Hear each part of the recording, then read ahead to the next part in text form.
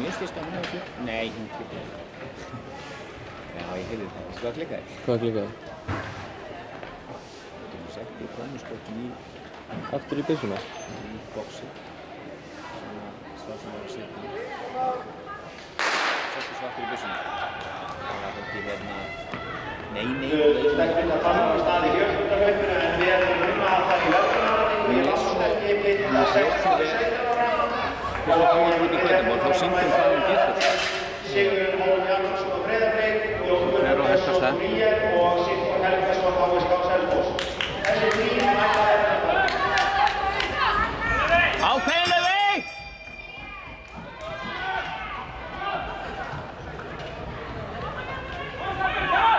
Langstöð 16-17 ára. Sigþór